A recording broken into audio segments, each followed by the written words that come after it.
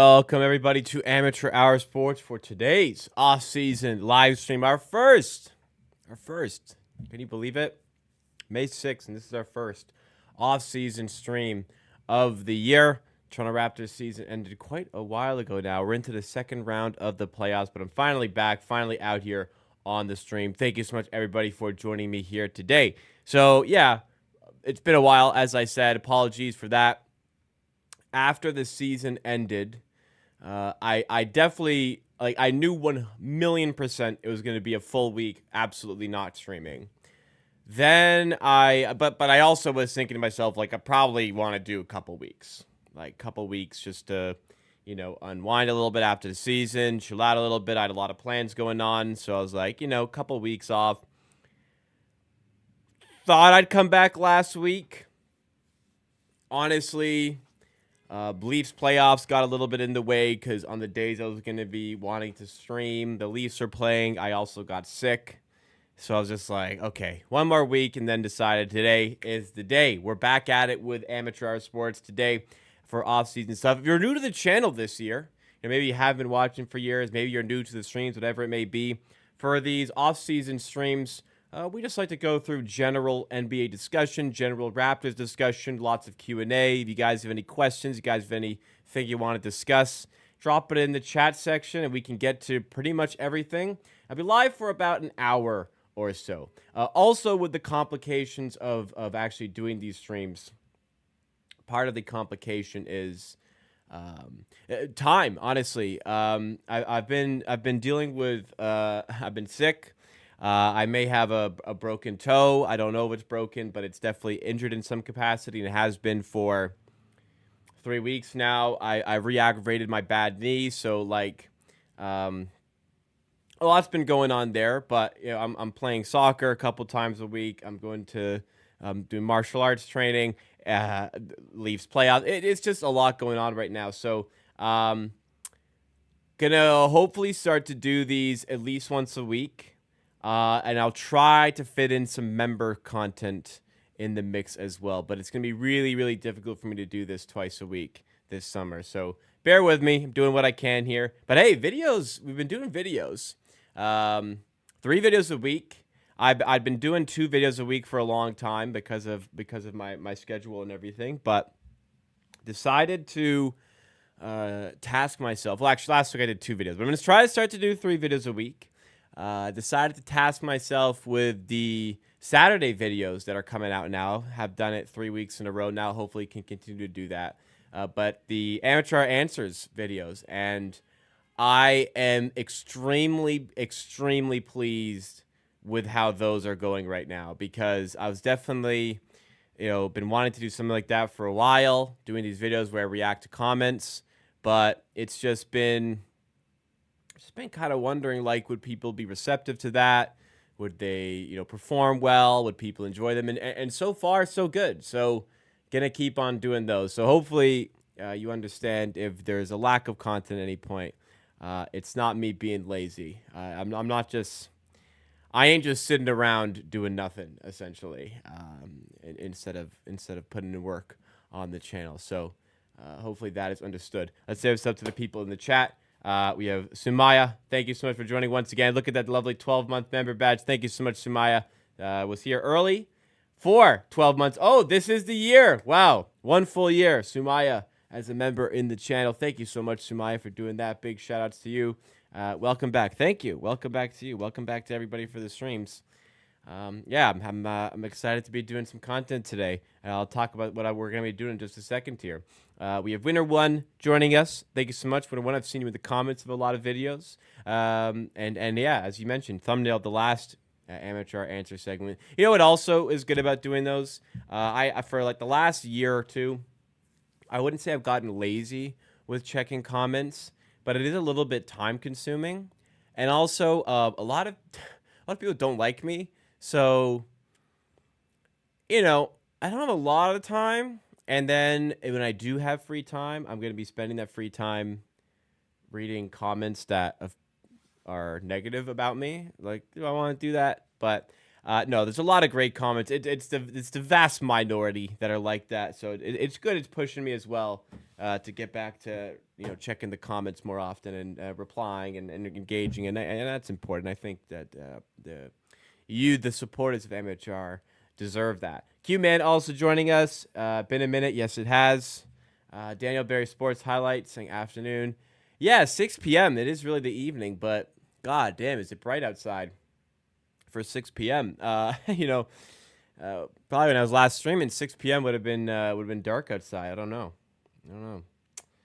Vedant Patel, welcome back. Said, God, good to have you back on stream. Good to be back. And again, sorry for how long it's been. I'll try and do these weekly Tuesdays. Seems like it might be the best way to go. But although I like.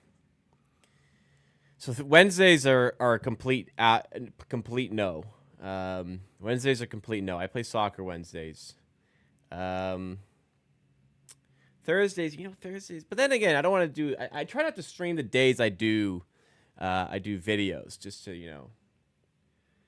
already have content today. I didn't do content a different day, so it'd have to be Monday, Wednesday. I can't do Wednesday, so Monday or Friday. I'm gonna be honest. Don't love the idea of streaming on Friday.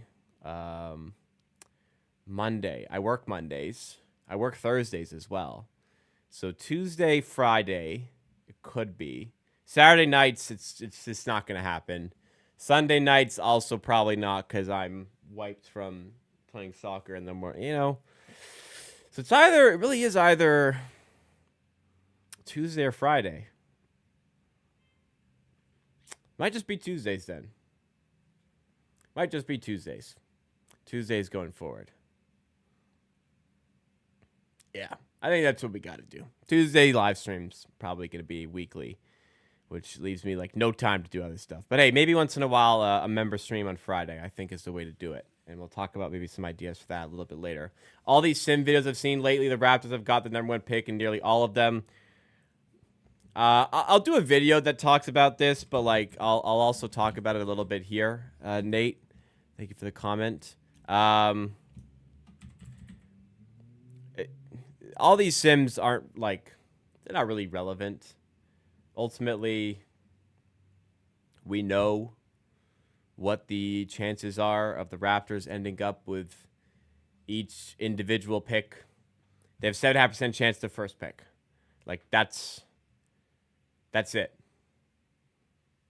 There's no need to do sims. There's no need to, run 100 simulations of the lottery. There's no need to do all that. I mean, they're fun, sure, but these are the percentages.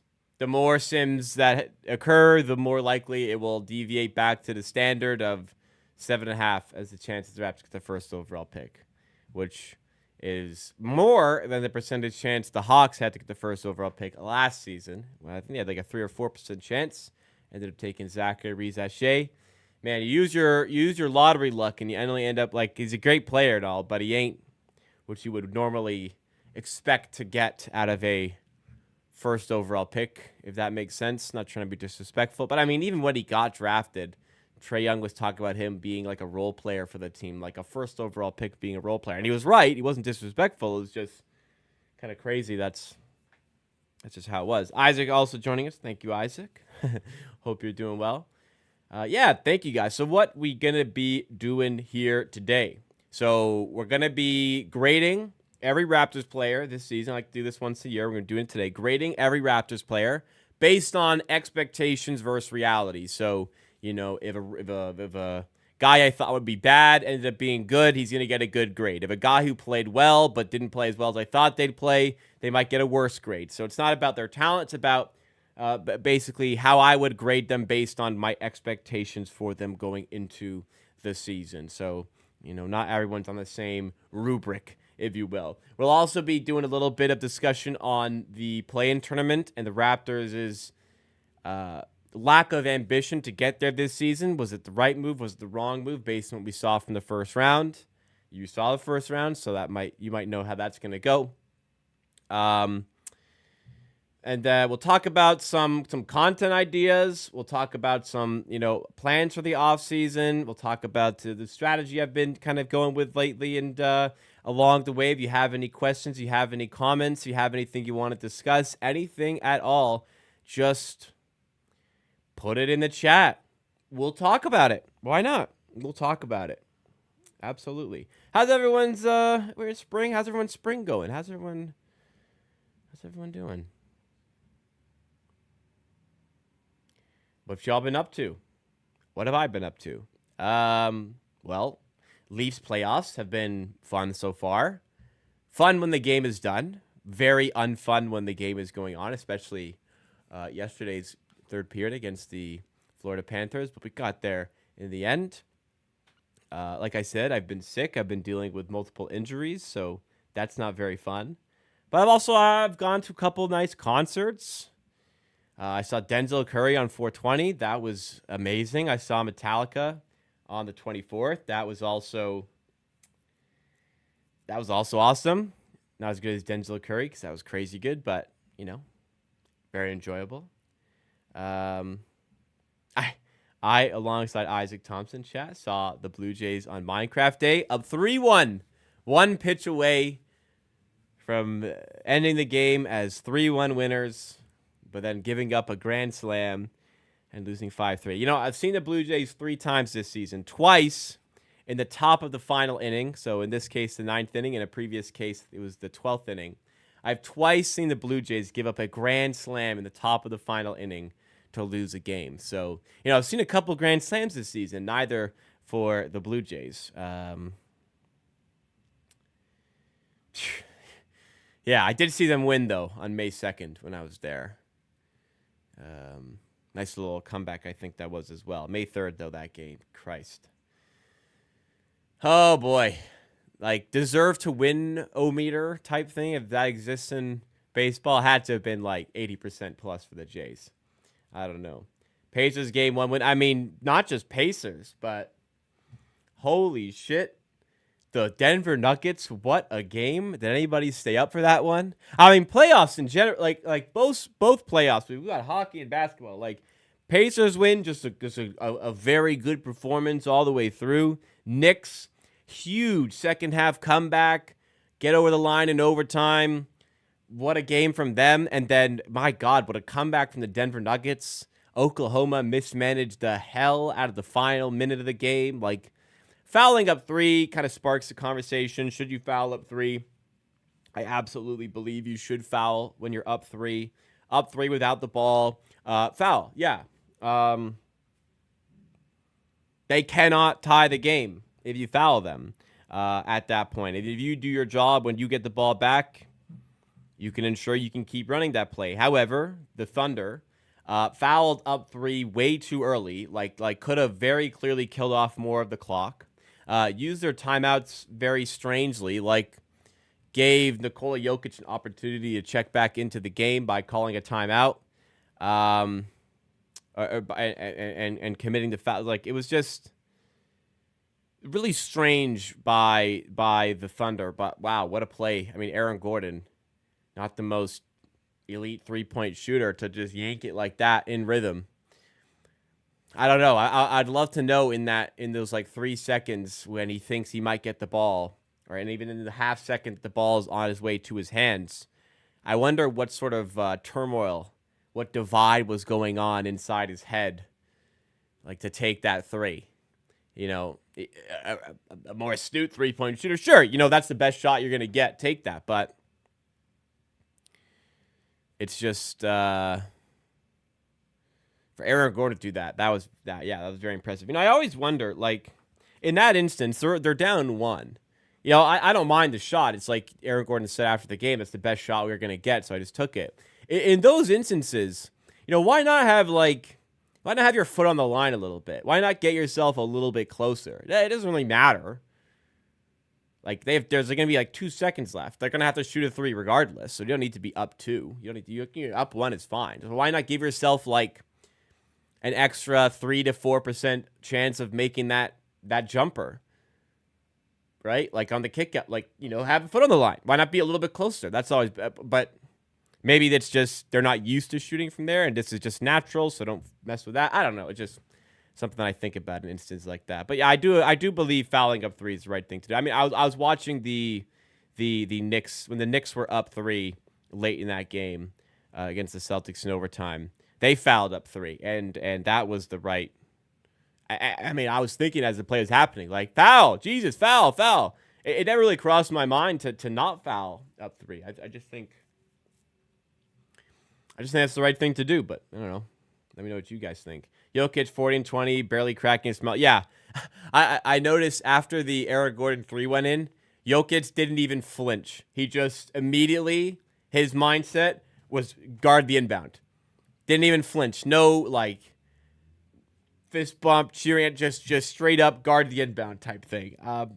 Yeah, that's the mentality. I mean, the Nuggets, all of them were pretty locked in on getting that stop, and then it went crazy when the final buzzer went, of course. But yeah, Jokic, 40 and 20. It's casual. I mean, when you've done it so many times before, 40 and 20 feels like nothing, and it certainly feels like nothing for a guy like Nikola Jokic.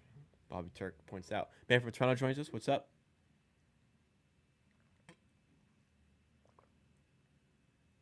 Tell you guys, do we need to start some off-season door shot tracking?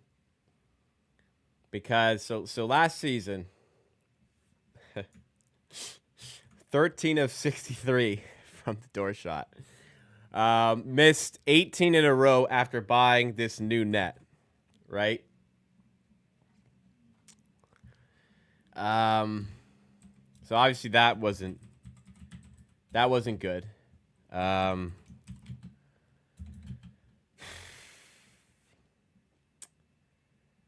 Missed probably like 4 or 5 in a row before leading into getting the new net as well. Do we start a new door shot tracking for the offseason? I think we do.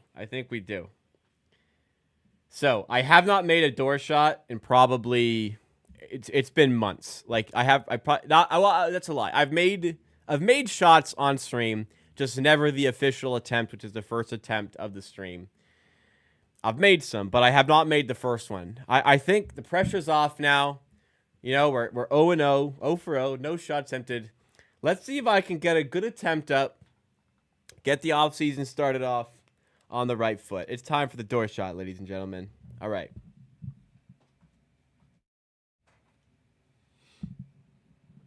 Leafs jersey, watching on. Gotta be backwards hat so I don't hit it in my back swing. Oh. Need arc. That's the big thing.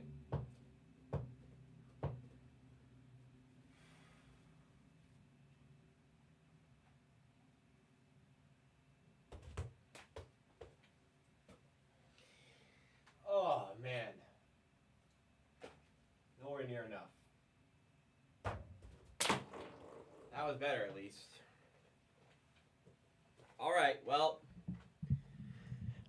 0 of 19 on the new net, but hey, it's a new counter. We're 0-1. We're 0-1. That's it. Still got time. Big clunker. I wish it was. I wasn't even close to that. Didn't get enough on it. I focused too much on the arc rather than, actually getting it to the rim. It does need to reach the rim in order to actually go in too. So that's probably the more important part. All right, guys. Let's grade. Let's do this. Let's get to the segment here. Let's grade every Raptors player that is currently still on the roster heading into the offseason. Let's grade every Raptors player from last season based on my expectations of them going into the season versus what we actually got from them. And when I say expectation versus reality, like I said earlier on in the stream, it's, a player can put up like way better stats than another player and have a worse grade because my expectations are much higher of them. Maybe they didn't fulfill those expectations, and maybe a player I wasn't really expecting anything. They were really good, and they get a much better grade. Well, let's jump into the list. I'm going to go by order of the numbers on their jersey. So starting off with number 0, AJ Lawson. So AJ Lawson came into the team midseason, has had a good amount of NBA experience playing with the Dallas Mavericks, but I wasn't really expecting much of him joining the team. But like down the stretch of the season and some of these tank offs, like there's like a week or two where he was fantastic and was like the reason we were winning some of these games. So maybe would have been helpful if he didn't do that. But hey, as a player, he played well. He's probably earned himself a really, really good shot at making the roster for next season. I think B plus. Was good in spells. Had some games where he wasn't as good. I'm still debating a little bit how much he's going to affect the game when he's a really off-ball player, really not super involved offensively, sporadic touches and such. But I wasn't really expecting much, and I thought he was good. I thought he was good and played well and had some really good games. So I think B plus is where it's at. I think B for me is the base. It's just B is where you'll be if you're just what I thought you'd be. B plus, so he's better than that. He was better than that. Let me know in the chat as we go through if you agree or disagree. Grady Dick. So start of the season probably would have been like an A plus category because holy, did Grady Dick storm out the gates of the season, putting up some outrageous performances on a night-to-night basis, was putting himself like firmly in the mix of most improved player conversations. He was doing a lot for this team, but a lot of what was going well, I think, was Grady Dick's ability to get to the rim and finish very efficiently there. I think that was a big difference. But as the season wore on, that started to dry up a little bit. Have found it more difficult to go around defenders. 3-point percentage kind of dropped a little bit as the season went on. And maybe the grade is a bit different if he finishes the season because we didn't get to see him for a long time. But I think overall, season as a whole, trying to eliminate recency bias because the start of the season was so fantastic. And he's gone up to 14 points per game. And he's put himself in the position where now we're like, hey, this could really be your fifth starter. This is a very, very good player. If not, it's like a really good sixth man for the team. I think the season as a whole, he was quite above expectations.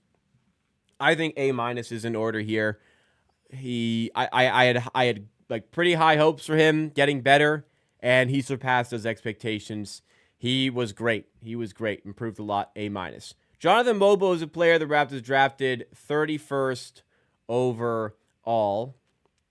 And I wasn't really expecting him to play much or be involved that much. And I thought, I was kind of wondering, like, what was Jonathan Mobo going to do to be effective as an NBA player in his rookie season? And I think energy, I think switchability on defense, and honestly, like, solid touch as like a playmaker for a big kind of did that. So as much as like it wasn't this outrageously good season, like it was good. It was B plus because I wasn't expecting much involvement from him in the NBA, and it was very consistent involvement, and a lot of it was decent. And there's room for improvement for sure. There is a runway for growth potentially. Maybe it's the Raptors. Hopefully our playoff team, or at least in the mix for a playoff position next season. Maybe he struggles to get involved, but for this year, he was more heavily involved than I thought, and he wasn't out of place. So I think B plus. Next up, Scotty Barnes. So obviously, like, I don't know if it's obvious, but I think we should know the grade is not going to be fantastic here. The reality is Scotty Barnes was coming off of an all-star season last year, where he shot the ball really well from three, and we were kind of wondering, like, okay, is this the platform to really kick on next season offensively? And it just didn't materialize. Scoring went down, efficiency went down, like just really struggled to shoot the three ball this season. I think what was concerning to me was like touch around the rim, because coming into this season, I thought that was going to be like a really big point of emphasis to become a better interior scorer. And like the fourth-year players, some of these like short hooks, push shots, and everything, like you really expect a player of his caliber to be just automatic with those, and it just wasn't the case. So it wasn't really great from three. It was pretty bad from three, honestly. Wasn't great at finishing. Started to rely like mid-season on a mid-range shot that just wasn't really his game, and it's not a good shot. But that was like all he could get. So the offense was a bit of a struggle scoring-wise. Still a good playmaker, passer, like Still a good creator, facilitator, like good in those categories. But offense as a whole was a bit of a letdown. That said, defensively, he took a big step. And we were wondering if this could be like the guy that leads your defense. I don't know if we were even wondering that. We just weren't really thinking about that. This season kind of showed he can do that. So as much as I'm disappointed by the offense, the defense was so good that it still keeps him a bit afloat with a C+ ranking. B, again, as the baseline. I don't want to be disrespectful here, but like, because there was good stuff, but he definitely fell short of expectations. I think it's fair to say C+ is in order for Scotty Barnes. But you let me know. Emmanuel, quickly. So if you watched, this is streaming here Tuesday. Earlier today, I did a video where I basically defended Emmanuel quickly against a lot of the stick he's been getting from the fan base. So being aware of that, my rating will probably naturally be higher than what some other people may expect it to be for this one here. But, you know, to reiterate some of the points there, injuries weren't his fault, so I'm not going to, like, super knock him for injuries. When he was healthy, he played really well. And, like, this is the first year of a contract where I think the contract's going to look better as time goes on. But ultimately, like, when he was on the floor and healthy, he was playing well. There wasn't really a developmental leap this year, which was a bit unfortunate because, you know, playing as a point guard now compared to playing as a shooting guard for the Knicks, I wanted to see some playmaking strides. I wanted to see more pull-up threat. I wanted to see more pull-up volume. Didn't quite get that. So I think, like, in the end, I wanted to see some improvements. Didn't get it. It wasn't a bad season by any means here. It was fine. But I wanted to see improvements. And we got pretty similar of Emmanuel quickly that we got last season. Therefore, for me, slightly under what I would say is the expectation. So I'll put him at a B- here. Mike Stone in chat says, if IQ not hitting his threes, he's useless, plays zero defense. I don't think zero defense. He occupies passing lanes well. I think he's a disruptor off ball. I don't think he's as bad as a defender as people are making it out to be. And I think his ability at the rim is decent, but he does rely heavily on threes. Shot 37% from three. Would want to see that get better. But I think a healthy season, he will be better there. And again, full video on my defense of Emmanuel quickly on the main channel. Next up's Jared Roden. Sorry for the cutoff here on the picture, but he came in as a two-way guy. Wasn't expecting much. Had some experiences with, I believe it's Charlotte and Denver. But yeah, only 10 games to go off of. But he played well. Like, he had some good moments. He's earned a spot to try. He's earned a chance in the offseason to earn a spot for the next season. And I think for that reason, A-. Like, there was good flashes in here for a guy I thought would be just not at all involved with the Raptors. Now he's earned himself a spot for the summer.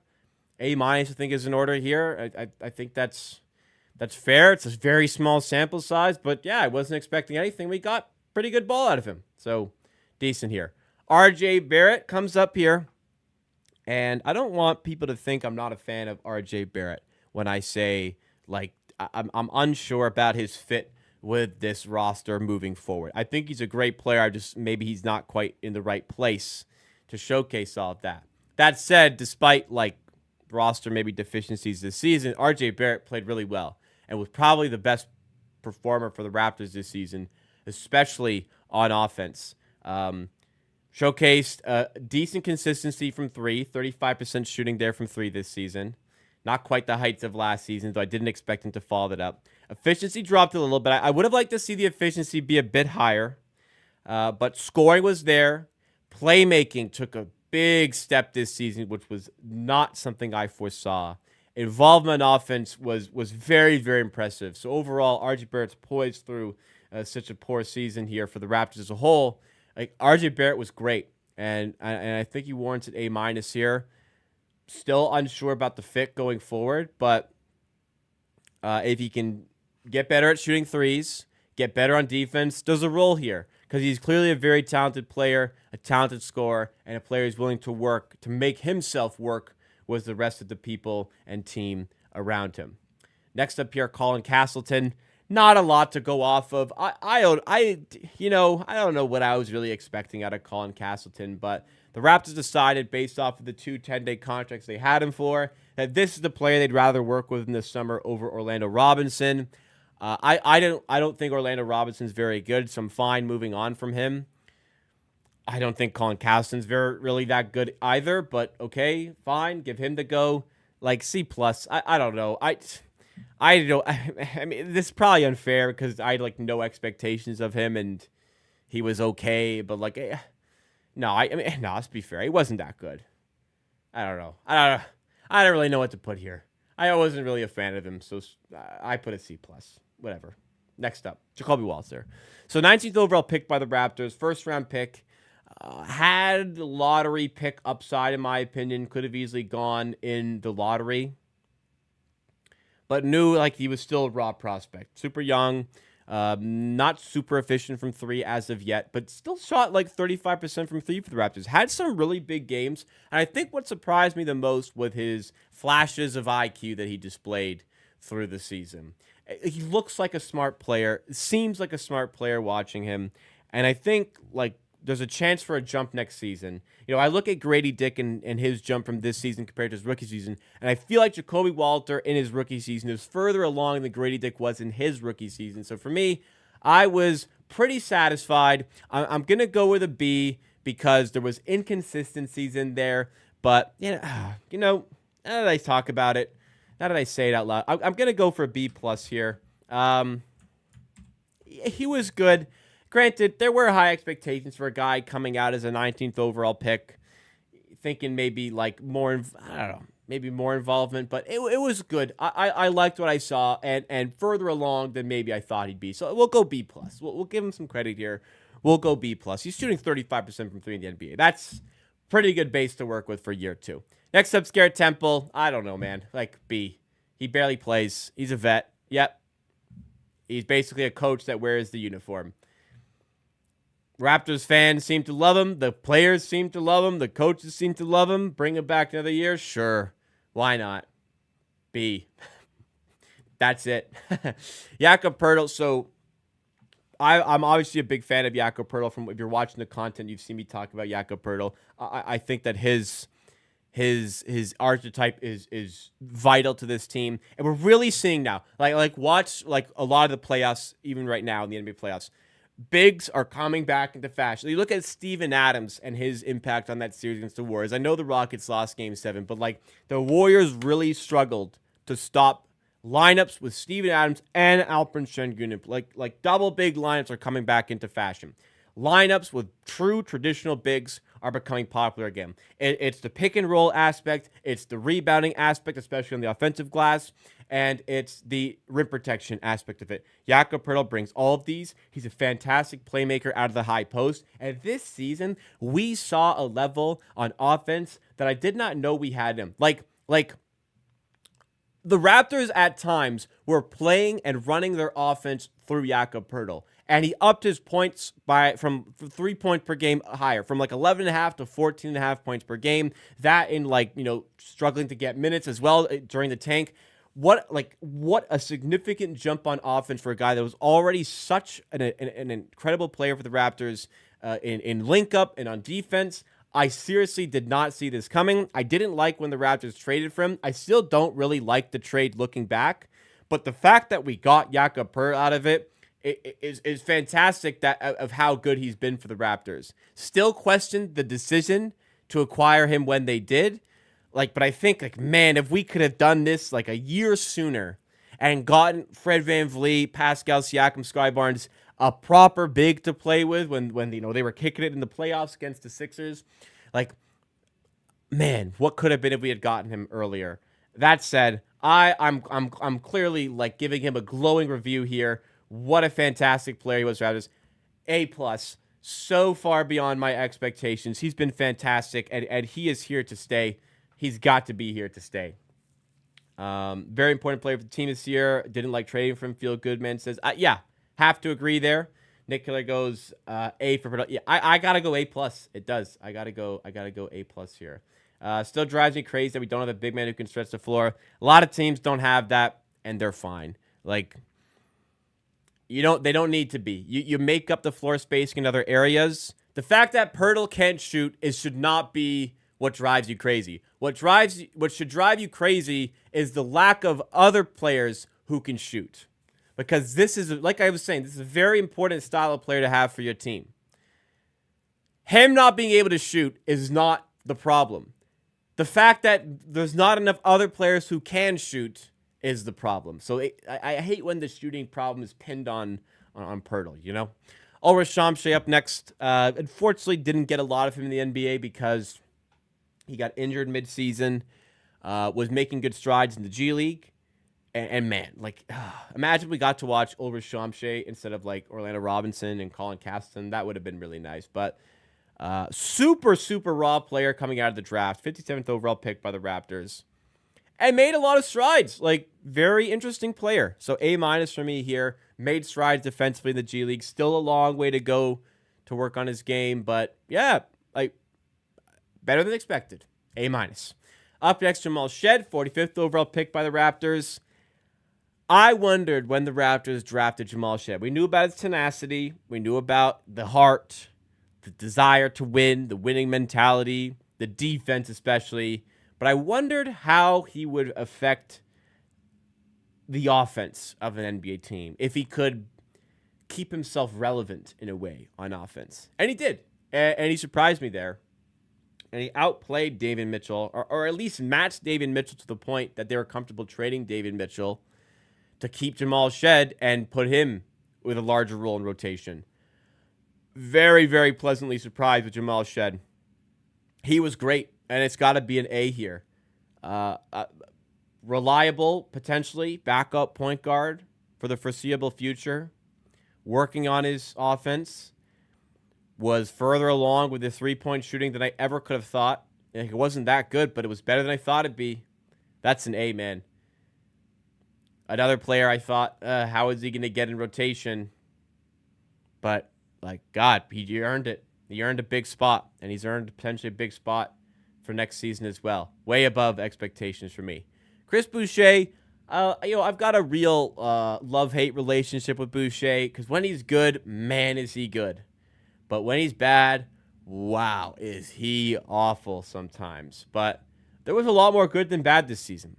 And I think he was definitely a casualty of the tank. No need to play him. And all signs are pointing towards him leaving the team in the offseason. If you're wondering, well, they're going to let him walk. Why didn't they trade him at the deadline? They tried. There wasn't a trade that made sense. Like you'd think, well, just take anything. Not quite, because you have to match salaries, and it's probably better to have this salary coming off the books, especially when Brandon Ingham's salary is coming on the books. Have this salary come off the books rather than take on a bad contract with a second-round pick for Boucher just for the sake of it. You know, I'm talking about you, Zeke Naji, and the Denver Nuggets. That wasn't going to, like, we're not going to take Zeke Naji, so trade didn't happen. I think he's gone, but it was a good season from Boucher. It was a good season. It was a reminder of what he can do, and he played well enough to garner that attention deadline. Trade didn't come to fruition, but B+. It was good. It was good from Boucher. Ochai Agbaji, tough first half season with the Raptors last season, but this season, wow, was the three-point shooting coming along. You know, he shot 40% from three this season, was dynamite from the corners, one of the best corner three-point shooters in the NBA. Great defender to go with it. Started the season amidst the injuries, started a ton of games as well. Agbaji was great. Still want to see the scoring come along a little bit more. And he has that game in him where he just doesn't really do anything. But in the end, A-. You know, coming into this year, we're like, is he gonna stay in rotation? Can he keep his job here? Well, yeah, he did a good job of that. I was kind of confused by a bit of a lack of play time near the end of the season. Like, he was coming off the bench when we were tanking, but when we were like trying to win start of the season, he was starting some games. But A-, yeah, really, really impressive from Agbaji this season. Last player on the list is Jamison Battle. Look, we started the year with this guy playing in Summer League as an undrafted free agent. Then he was on an Exhibit 10. Then he was on a two-way. Then he got a standard NBA deal. He has literally defied expectations all season. I probably could have given him an A+ for that. I give him an A, but he's a fantastic 3-point shooter. He's a good defender to go with it. Very impressed with Jamison Battle this season. I wonder what his role looks like for next season. There you have it. Every Raptors player graded. Some you disagree with, some you agree with maybe, but it's based on how I felt they should have played and how they did play. Some better than others, some worse than others. But I did a lot of these, and I thought, like, I gave a lot of people, like, better than B ratings. So if so many people were above expectations, why were we not, a better team? But I don't know. Maybe it's the way it is. It's another Van Vliet situation, although not as bad. Besides, needs to trade some of these guys earlier. With like Pirtle. Wait, no. With who? Oh, with Boucher. No. Like, I disagree with Boucher. Offseason, like the previous trade deadline, like I just said, they could have traded him, but there were bad trades. So they couldn't trade. Like, Denver had bad contracts they could offer. And it was like, why would we take a bad contract here? Like, we need to pay our top 7, 8 pick, and we need to pay Brandon Ingram. So we don't need another bad contract to take on, even if it means getting a second-round pick. Year before that, like, I don't really know what sort of value there would have been at all for Boucher. Like, coming into this season, I was thinking, like, yeah, trade Boucher at some point, but also, like, who's going to want him? Does anybody really want him? And they played well. So it's like, yeah, teams will want him, but only the teams that do want him only have bad contracts to give up. So I don't think it's like a case of they had their chance and didn't take it. I just think they gave him too much money when they gave him that contract, and it made it too hard to trade. I don't rate Ujiri and Webster. I definitely have had my issues with the front office. But I think they've done a good job in starting the process of digging themselves out of the hole they put themselves in. So I'm backing them in the offseason to continue to push this team forward for sure. I was really high, then really low, and we're coming back up on the front office from me. Boucher is more valuable to us than any other team on the trade market. Disagree, because he played like 0 minutes in the last like 30 games of the season. Maybe he got like, oh no, I don't think he played like at all. Maybe like 1 or 2 games he got in, but like didn't play. He had some good games when he did play for sure, but like he's clearly not in Darko's plans for this next season. So I don't think he's got more value for us than somebody else, to be honest. So yeah, I think he's going to be gone. I don't think. Yeah, I'm not suggesting that. I think last season the people who think he was too good to play, I think that's incorrect, because I actually think he was really bad 2 seasons ago. Last season, I agree. It was a case of wanting to lose and no need for Boucher to take minutes away from a guy that is going to be here next season and we want to see develop. So I agree. Boucher wasn't so bad they couldn't play him this year. I think that was the case the season before. This season, yes, it wasn't like he was playing poorly, but still, clearly not in Darko's plans. Even when Boucher had some good games earlier this year, he struggled to get minutes. Clearly not a player Darko wants to use going forward.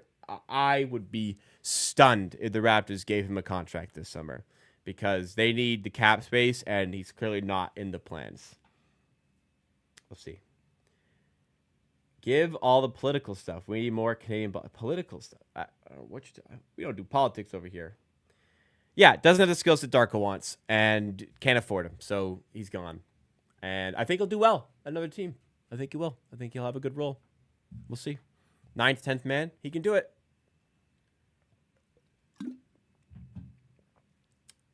Boucher was 8-8 got a couple seasons ago when he got started minutes. Like, yeah, a really weird season of bubble where he was fantastic. I agree. Didn't continue to play like that beyond the bubble season, or the Tampa season, we'll call it. but it's in there somewhere, right? It's in there somewhere, and he shows flashes of it from time to time.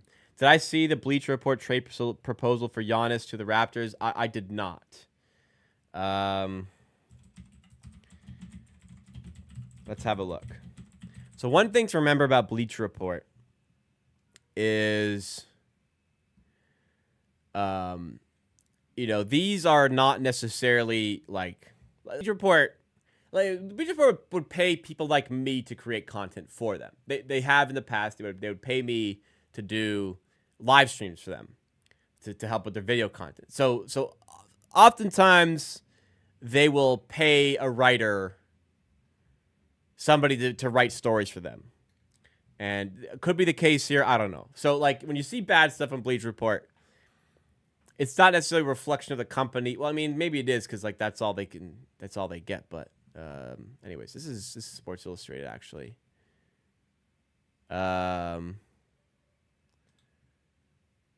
What is the trade? Because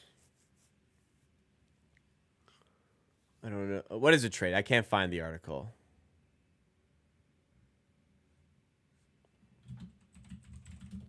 Giannis, Bleacher Report, mock trade, Raptors.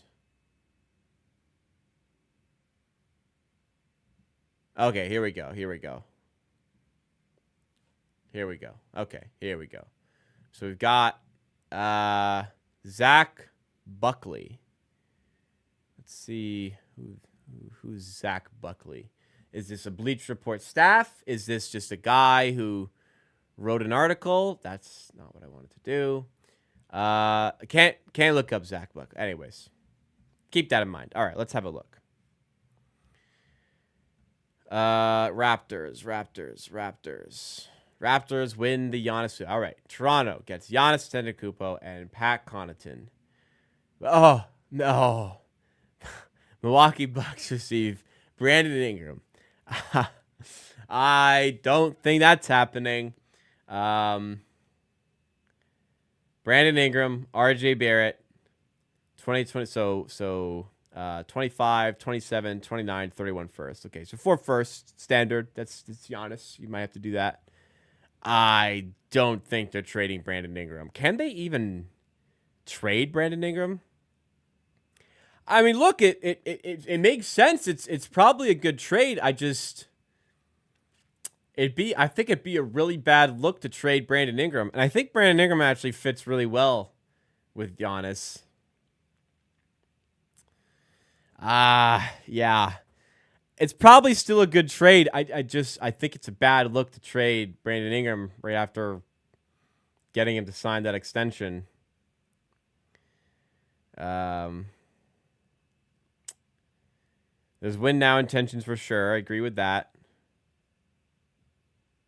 It's why, yeah, they're looking to win. They want to win around Scotty Barnes. Okay.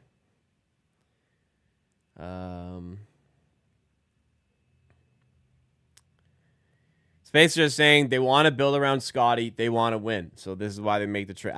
Fair enough, I guess. The Bucks get all the picks. They can flip Brandon Ingram too.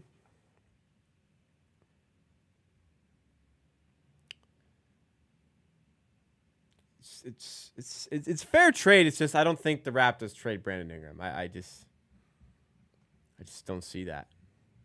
Don't see that at all. What do you guys think?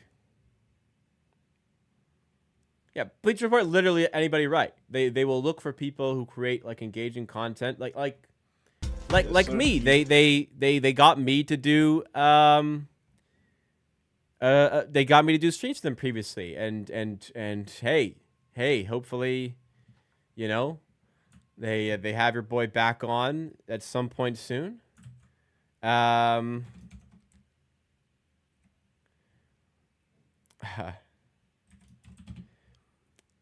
But yeah, they literally let anybody do content pretty much that they pick. Thank you so much for the super chat from Nick Killer, aka Thomas Perry.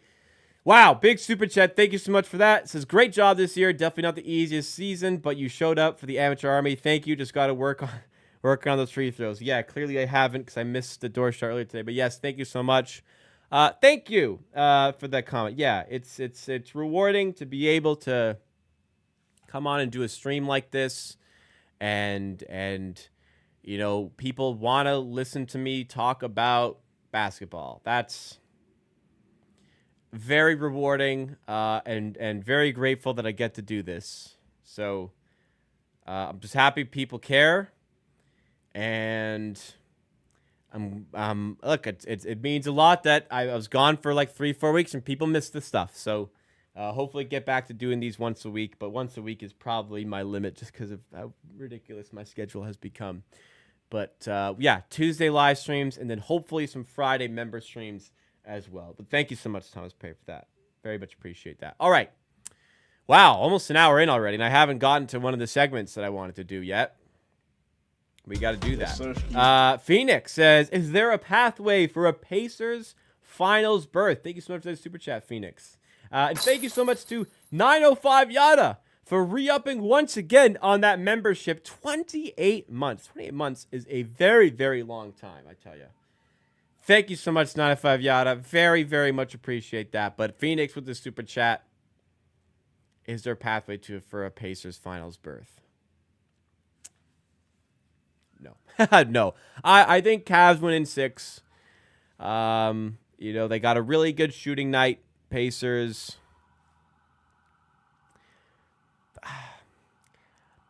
I think they'll get another one, but I don't think they win this series. What will happen for the Pacers to make the NBA Finals? They need to pull off like another 3 of these against the Cavs. I guess to be fair, I hadn't quite locked into the injury report. Is it actually that bad? Okay, well, still underdogs.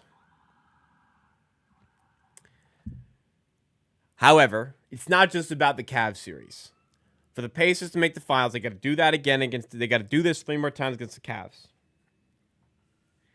And they have to not play Boston in the conference finals.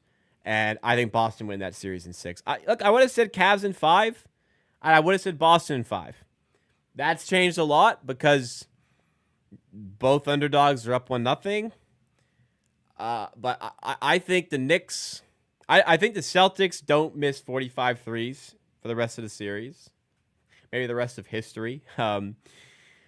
They probably make more of those shots. I don't necessarily think it was bad strategy. Like, they're going to shoot a lot of threes. It's what they do. They just weren't making them. And, threes have a higher variance than 2s. But Indiana would have to play the Knicks. And if they play the Knicks, yeah, that's an interesting series. And I think the Pacers can win that series, absolutely. I don't think they can beat the Celtics, though. That's the thing. Oh, I don't know if they destroy them, but there's a pathway. There is a pathway. It's just a very, very unlikely pathway. Knicks would have home court. Knicks would be favored in that series. There might be a price in that hypothetical series where I'd like to bet the Pacers. I'm thinking like, geez, what would they give us? Plus 140, plus 150, top of my head. I think I can dabble with some Indiana in that one. New York did look good. They played well, but they also had to mount a big comeback, and the Celtics went 15 of 60 from 3. Do the Celtics go 15 of 16 from 3 again? Probably not. So, and the Knicks barely scraped over, even with how badly the Celtics shot. So for me, still Celtics in that series. But this brings us into another segment I want to discuss here. A lot of the season for the Raptors, there was all this discussion about how they should handle the latter half of the season. There was people who wanted to tank, get the best possible draft pick. There were people who very strongly wanted to try and win games, try and get into the play-in tournament. And now that we've seen the fate of the teams who made the play-in tournament and the teams that got through the play-in tournament and got to the playoffs, now we know the fate of all 4 play-in tournament teams in the Eastern Conference. Let's look how they did and how the Raptors would have fared had they gotten there. Would it have been worth it to keep on winning games? So, NBA standings. We were nervous, the Raptors. Like, I'm on Team Tank here. We were nervous the Raptors were going to accidentally make the play-in tournament. In the end, they were 7 games back of the 10-seed Miami Heat, and Miami went on a free fall in the last, 20 or so games to end 37-45 and to be the 10 seed. 7 games back of that team, the Toronto Raptors. Had they, really tried to make it, they might have been able to do it. Like their schedule was really easy, and we knew that, but it was easier than expected. They had to purposely lose a bunch of games. You take away the games they purposely lost, they might have done this. They might have made the play-in tournament. They might have knocked out the Miami Heat, which would have been crazy. They could have. I think if they wanted to make the play-in tournament, they could have done it. But they didn't want to make the play-in tournament. Why? Well, let's look at what happened in the play-in tournament. So Orlando win their play-in tournament game, play the Boston Celtics. Miami, away from home, beat Chicago. Away from home, beat the Atlanta Hawks. And play the Cleveland Cavaliers. That was the prize. Like you do all that work to get into the play-in tournament, and then you actually make the playoffs from there. Because there's no guarantee you even make the playoffs from there. You actually make the playoffs from there. Because if you're the Raptors, you could have been the 10 seed, play the Bulls, lost for first round, and that's it. One and done. Sacrificed a better draft pick for that. Because then at that point you're way ahead of other teams. It was you're probably got the 10th slot in the lottery rather than the 7th slot, which is significant. But let's say you win both games in a row. Let's say you get Cleveland first round. I mean maybe whatever. Let's even say you finish 8th here, and you got the Celtics. This is the prize. Boston win 4-1. Closeout game, they win by 31.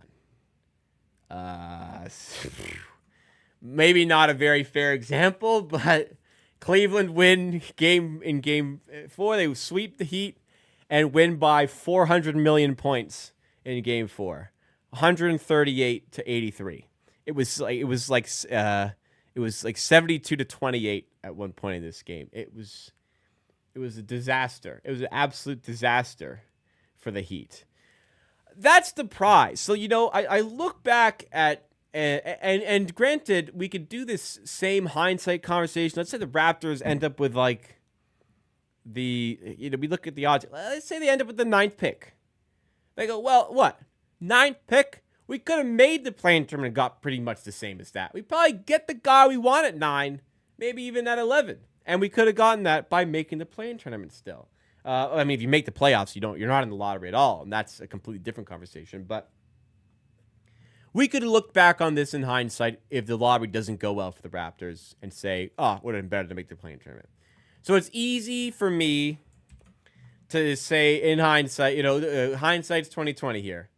Those teams got spanked in the first round, and I very much feel like a 7th best odds, the first overall pick, is better than this fate. You could talk about winning, building that culture. You could talk about the experience that would have come from it. All those things are valuable.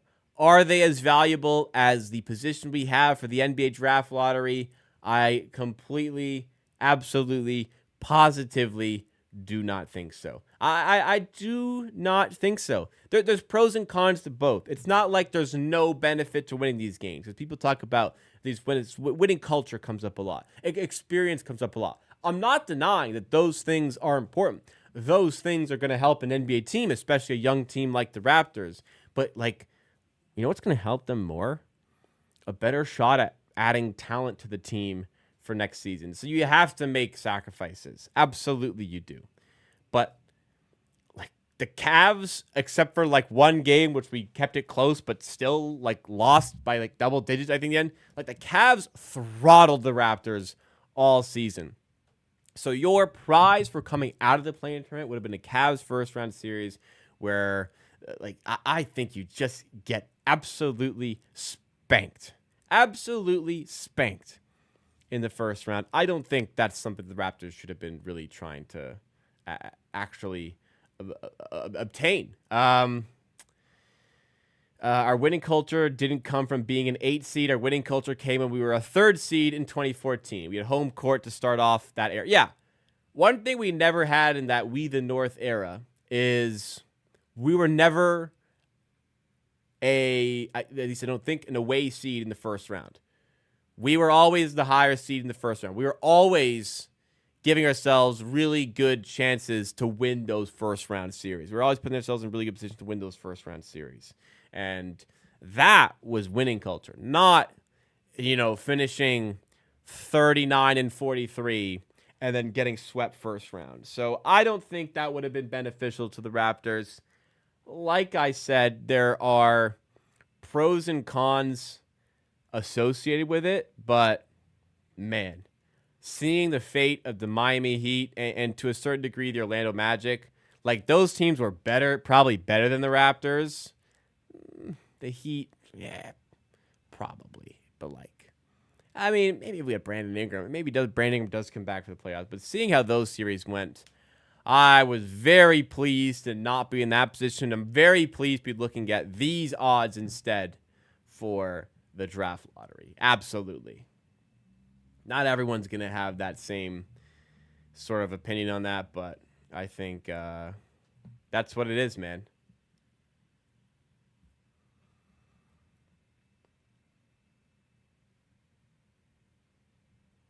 Look at what Tane does. OKC could have against. I mean, they tanked for a long time. They had some really good business and trades. I think that makes it a little bit different, but not completely wrong. Right call for the Raptors to tank, though. Absolutely. Positively. The right call for the Raptors to tank. Who's the worst player you trade Scotty for? I'll tell you what. Instead of making me think, how about you give me a player and I'll say why or why not. I'll say if I think I'd trade I'll say if I would trade Scotty for them. You give me a player. Franz Wagner.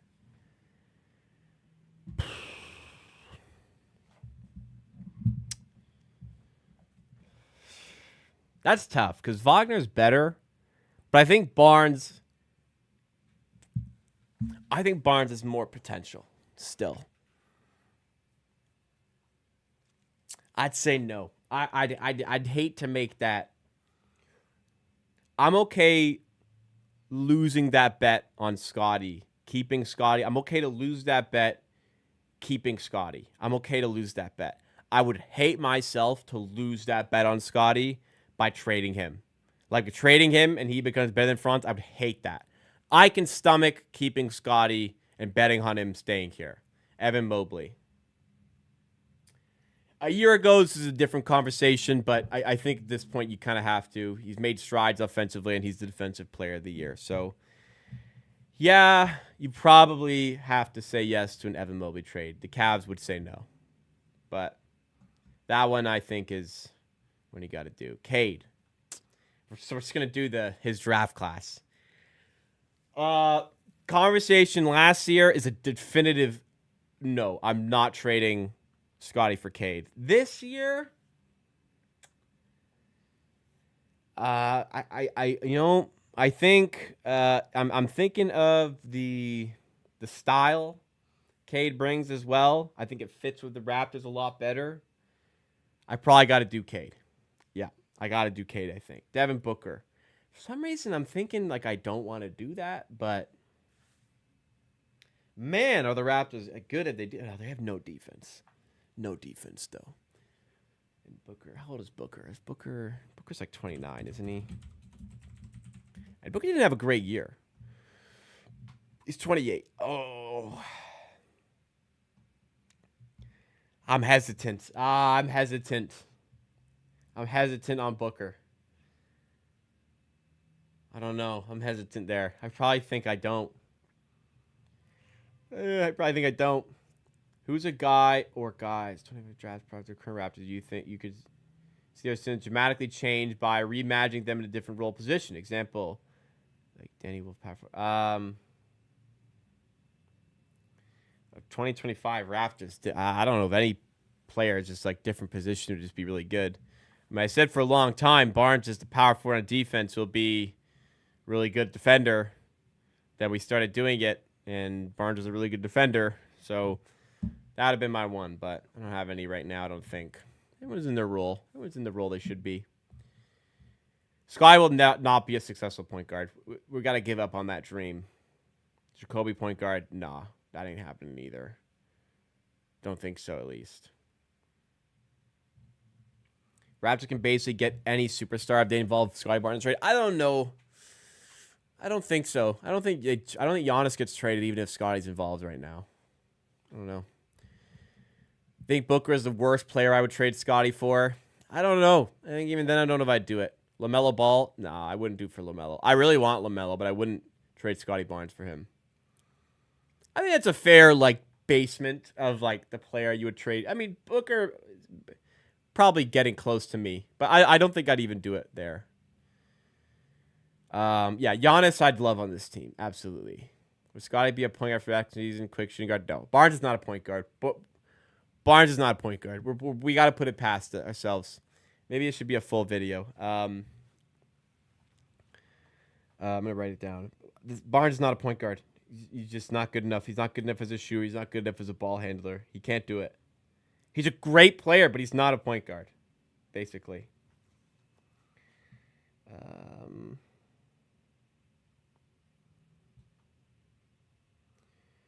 Raptors. How are we going to title this? Raptors fans need to give up on this dream for Scottie Barnes. That might be that's a good workshop title for that one. So if you see that title, you know what that video's about.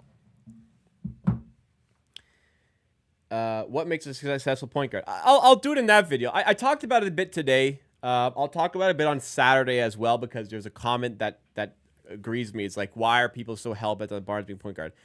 For me, you need to be able to run a pick and roll. And to be able to run a pick and roll, you need the defender to go over the screen. If the defender goes under the screen, your offense is cooked. If your defender can go under a screen to pick and roll, your offense is cooked. It's pretty much what it comes down to. What does that mean? If the player can cheat, go around the screen, go under it because he's not afraid of my point guard shooting, completely limits the space that everyone else has because that's how you create advantages. Mayo quickly comes off a pick and roll with Pirtle. They go over the screen. He's got a little bit of separation. It causes a rotation, causes a shift, causes just something to change for the defense to think about, which could get other players open, get looks, and create and just help generate offense, help initiate offense, which I just don't think Barnes has the capability of doing. Now, if your point guard, like Ja Morant, isn't a big pull-up threat, but is fantastic at getting to the rim, you can make up for it in certain areas. And he's got a little bit of mid-range to go with it. He doesn't have the pull-up threat, but he gets a little bit of it in mid-range and can get to the rim really well. That you have to have instead. Barnes doesn't have either of those things. So just not a point guard. And the handling isn't tight enough. It's just not there. It just isn't there. I once thought that it could be there. It isn't there. We got to move on, you know? Imagine LaMelo, Brandon Miller, Cooper Flag next season. That's got to be a playoff team. Yeah, I think so. That's probably got to be a playoff team. Agreed.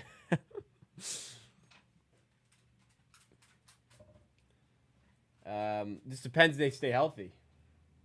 Cooper Flag changed a lot of things. Yeah. Hey.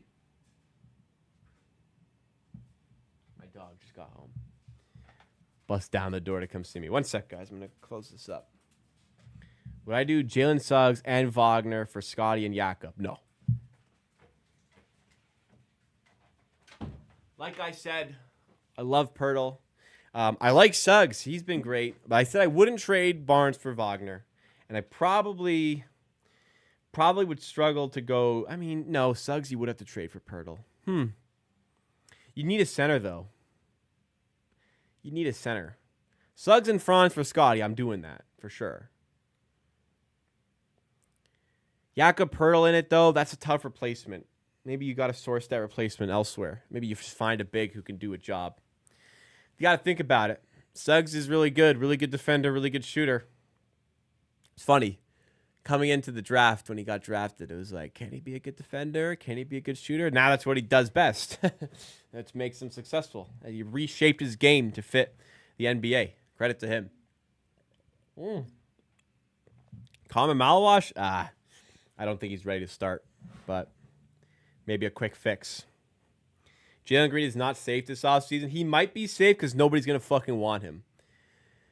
He is not good. He's not good. I've said it all year. I've said it all 2 years. 2 years now I've said it. He's not good.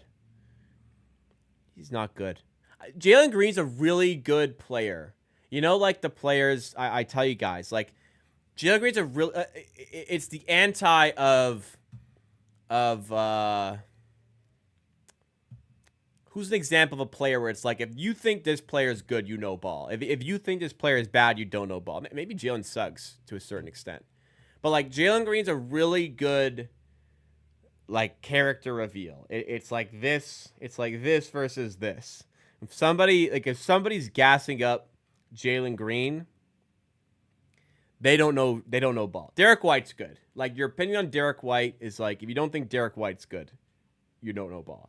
Jalen Johnson, if you don't think Jalen Johnson's good, you don't know ball.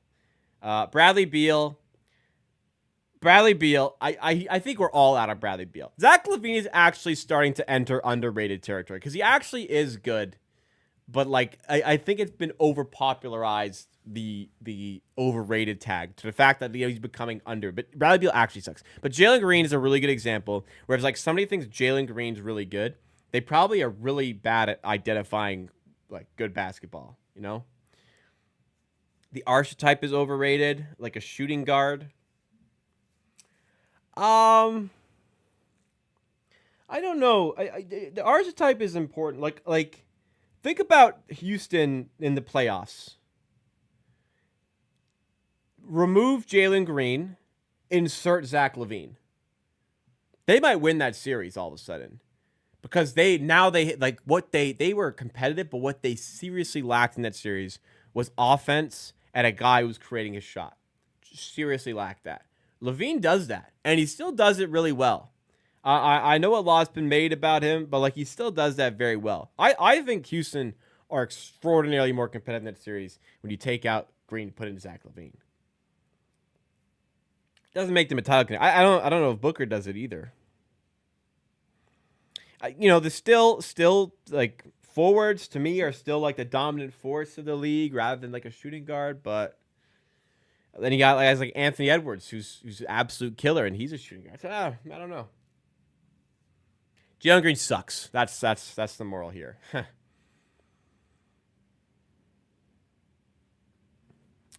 Yeah, Jalen Green's ass. Cade is good. That's the difference. Jalen Green's ass. He's just not good. All right, guys. Hour 15. I think that's all I've got to cover here today. I'd rather have Mikal Bridges shooting guard than anyone else you mentioned. I guess fair enough, but you got to have somebody who's creator. It all depends what's around. So like for the Knicks, okay, Brunson just does everything. So I can afford to have Mikal do not much on offense, but play good defense, really good defense.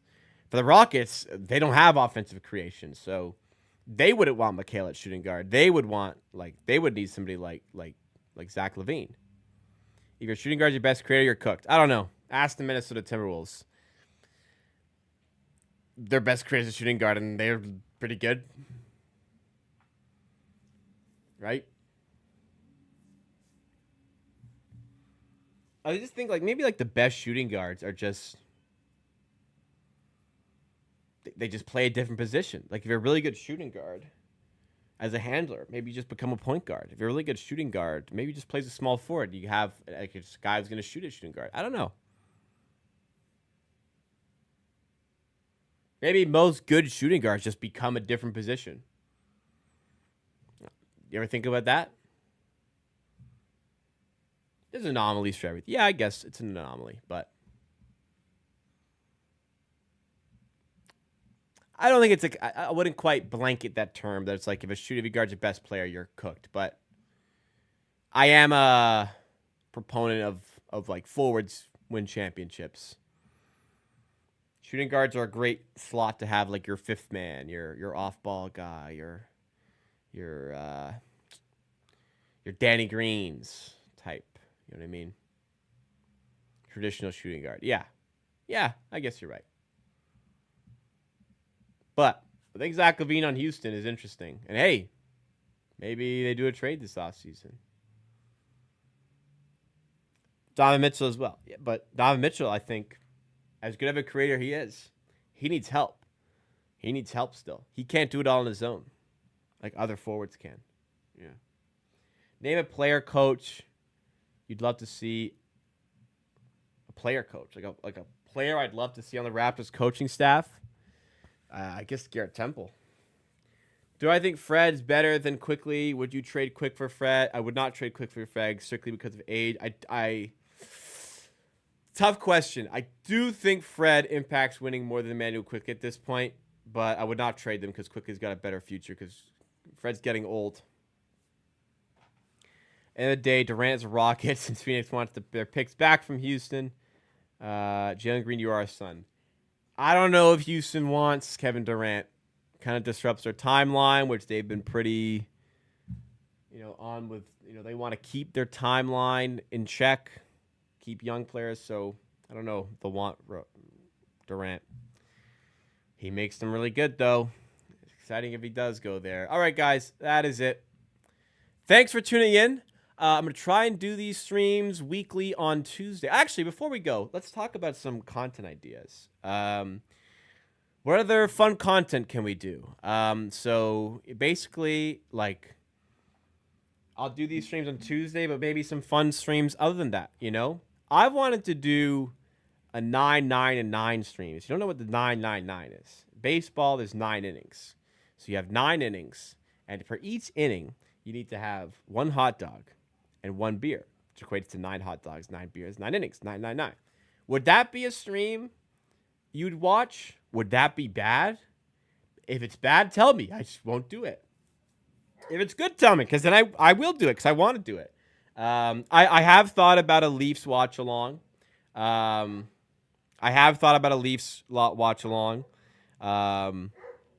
could do that. Not for the upcoming games because can't.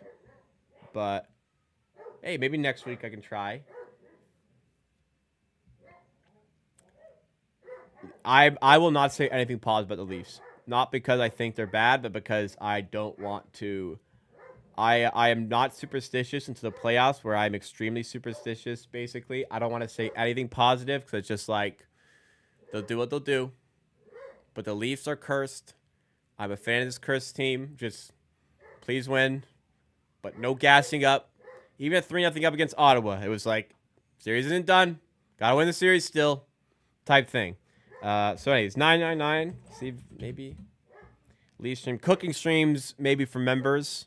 I do have the mic for it. I do want to do cooking stuff. It's just really tough to set up. So tough to do. That Jets game said, what a game. That would have been a pretty crazy stream. But there's no way I'm going to stream like an NHL game of not the Leafs. If you reach, sorry, my dog. If you reach an optimal outcome for each thing, crazy lines for Raptor. Also, what do you mean? I could do a Leafs stream. What's their schedule? Maple Leafs schedule.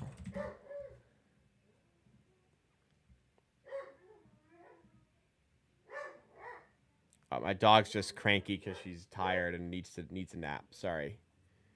Okay. Friday, no. Sunday. I don't really want to stream Sunday. I could. They play Wednesday. I have soccer. Friday. I don't really want to do it. Game 6, I'll probably with friends. Sunday, I could probably do a stream Sunday. I think Sunday the 11th might actually be a good day to do a Leaf stream. Okay, I think that's doable.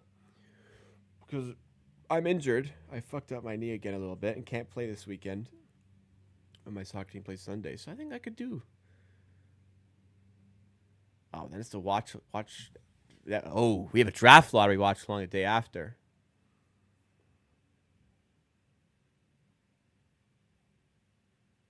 But it might be it for the Leafs.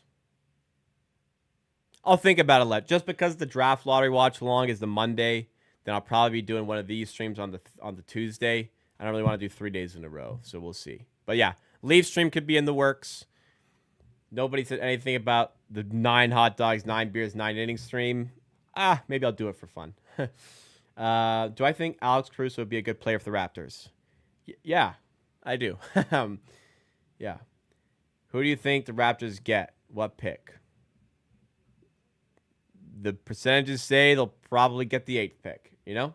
Joel Embiid in 558 possessions guarded by Gasol is averaging 12 points per game on 38% true shooting. I almost said Powell. Marc Gasol, man. He's special. I brought the goose egg. All right, that's it. Now I'm done. Thank you, everybody. Appreciate y'all. Have a great rest of your week. Video coming out Thursday, previewing the draft lottery.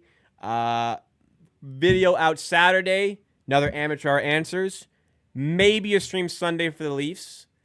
Definitely a watch along for the draft lottery on Monday. Very likely another one of these streams on Tuesday. Thanks again, everybody. I will catch you